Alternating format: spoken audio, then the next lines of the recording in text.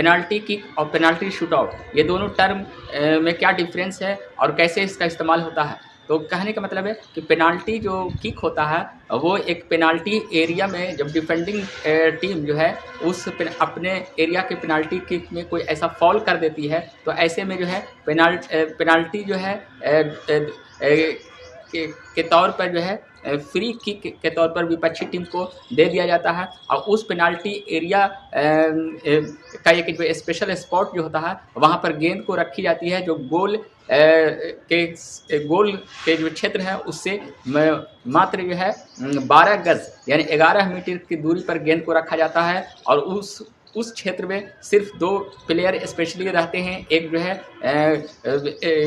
ख़ासकर जो है एक जो पेनाल्टी किकर होते हैं वो जो पेनाल्टी टेक लेने वाले हैं, और दूसरे जो है स्पेशली गोलकीपर होते हैं जो उसको बचाने की कोशिश करते हैं। बाकी सबको उस एरिया उस स्पॉट से अन्य खिलाड़ियों को अलग कर दिया जाता है। तो इस तरह से फ्री किक के तौर पर विपक्षी टीम को दिया जाता है। और जब उस अपने डिफेंडिंग पेनाल्टी क्षेत्र में कोई टीम के खिलाड़ी गलती करते हैं, रूल का उल्लंघन कर देते हैं, फॉल कर देते हैं, तो फ्री किक के तौर पर जो है इसे दिया जाता है। तो इसे ही हम पेनाल्टी किक कहते हैं, जो कि स्पेशली एक एरिया होता है और वहाँ जो है 12 गज या 11 मीटर की दूरी पर ये गेंद को रखी जाती है। अब हम बात कर रहे हैं पेनाल्टी शूट आउट क्या है। दरअसल जो है पेनाल्टी शूट आउट जब 90 मिनट के मैचों में निर्णय नहीं होता है कि कौन टीम विजेता है, मैच ड्रॉ रहता है, तो ऐसे में पेनाल्टी शूट आउट के तहत दोनों टीम को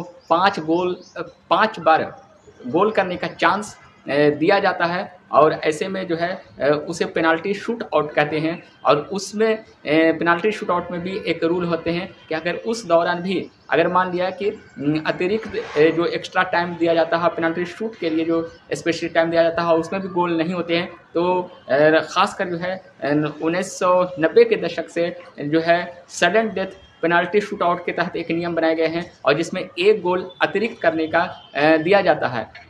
यानी कि उसमें जो है जो गोल एक बार कर चुके तो वो विजेता घोषित कर दिया जाता है।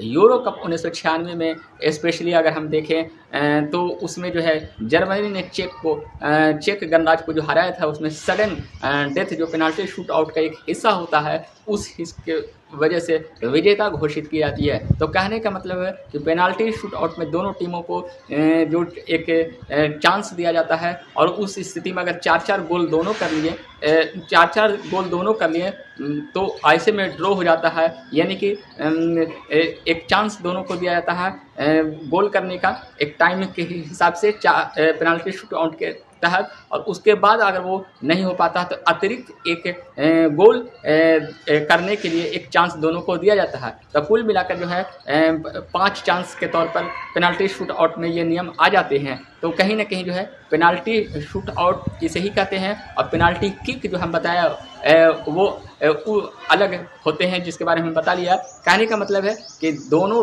जो है एक तरह के मैच के दौरान एक हिस्सा होते हैं। पेनाल्टी किक एक तरह से जो है मैच के दौरान जो है खिलाड़ियों की गलती की वजह से उसे जो है पेनाल्टी के तौर पर गोल करने का चांस दिया जाता है। और पेनाल्टी शूट आउट जो है उसके तहत जो है मैच में जो है कौन विजेता घोषित होगी। जब ड्रॉ जैसी स्थिति रहती है, कोई गोल नहीं कर पाई या फिर बराबरी हो गया, तो ऐसे में जो है अतिरिक्त जो है 90 मिनट के बाद का जो टाइम रहता है 15-15 मिनट का, तो पेनाल्टी शूट आउट के तहत जो है इसका डिसीजन दिया जाता है। और उसी में जो है एक और गोल करने का चांस मिला दिया गया, जिसको सडन जो है डेथ के तौर पर जाना दिया गया। और इस तरह से आप लोग समझ गए होंगे कि पेनाल्टी की क्या है और पेनाल्टी शूट आउट क्या है। दोनों में यही डिफरेंस है। इसी तरह के इंटरेस्टेड वीडियो के लिए बने रहिए कमाल नॉलेज ट्रैक्स पर। शुक्रिया।